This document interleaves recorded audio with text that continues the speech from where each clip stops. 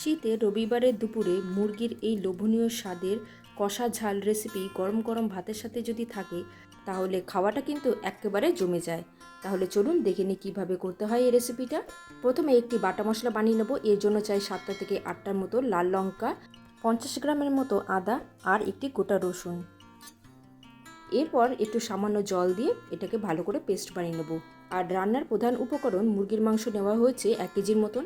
এরপর দিয়ে দেবো 2 চামচের মতো আদা রসুন বাটা, 1 চামচের মতো হলুদ গুঁড়ো, 1 চামচের মতো ধনে গুঁড়ো, 1 চামচের থেকে একটু কম জিরে গুঁড়ো আর সামান্য রঙের জন্য 1/2 চা চামচের মতো কাশ্মীরি লঙ্কা গুঁড়ো। আর সবশেষে 3 চামচের মতো সর্ষের তেল দিয়ে ভালো করে মেখে নেব। আর মাংসটাকে ম্যারিনেট করার জন্য কোনো রকম কিন্তু লবণ দেবো না, নাহলে কিন্তু জল ছেড়ে যাবে। আর 30 মিনিটের মতো ম্যারিনেশনের জন্য রেখে দেবো। এরপর কড়াই গরম করে তার মধ্যে 50 গ্রামের মতো সর্ষের তেল দিয়ে দেবো। আর দিয়ে দেবো নুন এবং হলুদ মাখানো আলু। আর আলুটাকে ডুমো ডুমো করে কেটে রেখে দিয়েছিলাম আগে থেকে।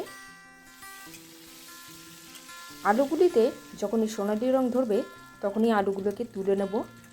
আর তুলে নিয়ে সাইডে রেখে দেবো। এরপর ওই তেলের মধ্যে দিয়ে দেবো 1 চামচের মতো ঘি। আর ফোড়নে দিয়ে দেবো 3টের মতো শুকনো লঙ্কা। আর দিয়ে দেবো 3টে থেকে 4টের মতো তেজপাতা। এরপর দিয়ে দেবো পেঁয়াজ কুচি। এখানে 4টি বড় সাইজের পেঁয়াজ নেওয়া হয়েছে। আর আপনাদের কাছে একটাই রিকোয়েস্ট, আমাদের রান্না যদি আপনাদের ভালো লাগে তবে ডলিস রেসিপি চ্যানেলটি অবশ্যই সাবস্ক্রাইব করে নেবেন। পেঁয়াজটাতে যখন বাদামি রং ধরবে তখনই দিয়ে দেবো আদা রসুন এবং কাঁচা লঙ্কা বাটা। এরপর দিয়ে দেবো 1 চামচের মতো হলুদ গুঁড়ো, 1 চামচের মতো ধনে গুঁড়ো, 1 চামচের মতো জিরে গুঁড়ো আর 1 টিস্পুনের মতো কাশ্মীরি লঙ্কা গুঁড়ো আর স্বাদ মতো লবণ আর 1 ছোটো চামচের মতো চিনি। মশলাটা থেকে যতক্ষণ না তেল ছেড়ে আসছে ততক্ষণ কষে নেব। আর যতক্ষণে মশলাটা কষছে ততক্ষণে একটা ভাজা মশলা বানিয়ে নেব। এর জন্য চাই 4টি শুকনো লঙ্কা, 2 ইঞ্চি দারুচিনি, 6টি লবঙ্গ, একটি জয়িত্রী ফুলের 4 ভাগের 1 ভাগ, 3 ভাগের 1 ভাগ হচ্ছে জায়ফল, 7টি ছোট এলাচ আর 2টি বড় এলাচ। মশলাগুলোকে মিডিয়াম আঁচে শুকনো খোলায় ভালো করে ভেজে নেব আর ঠান্ডা করে নিয়ে সেটাকে গুঁড়ো করে নেব।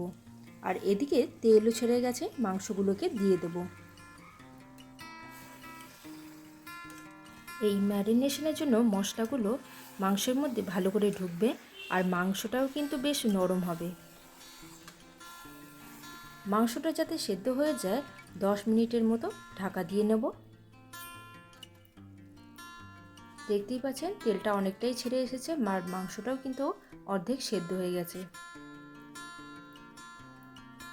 এরপর দিয়ে দেব টক দই।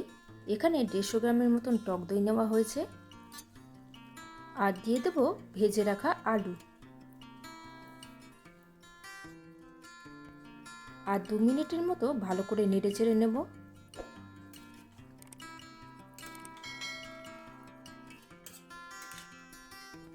মাংস এবং আলু যাতে সম্পূর্ণ সেদ্ধ হয়ে যায় তার জন্য দিয়ে দেব জল। এখানে 2 কাপের মতন জল নেওয়া হয়েছে। 10 মিনিটের মতো ঢাকা দিয়ে সেদ্ধ করে নেব। মাংস এবং আলু যখন সেদ্ধ হয়ে আসবে শেষে দিয়ে দেব ভেজে রাখা মশলা। আর আমাদের রান্না কিন্তু একদম শেষের পথে। গরম গরম ভাতের সাথে পরিবেশন করুন দারুণ স্বাদের এই চিকেনের রেসিপি। আর আমাদের রান্না যদি ভালো লাগে তবে ডলিস রেসিপি চ্যানেলটি অবশ্যই সাবস্ক্রাইব করে নেবেন। আজকের মতো আসি, তাহলে দেখা হচ্ছে পরবর্তী রান্নাতে।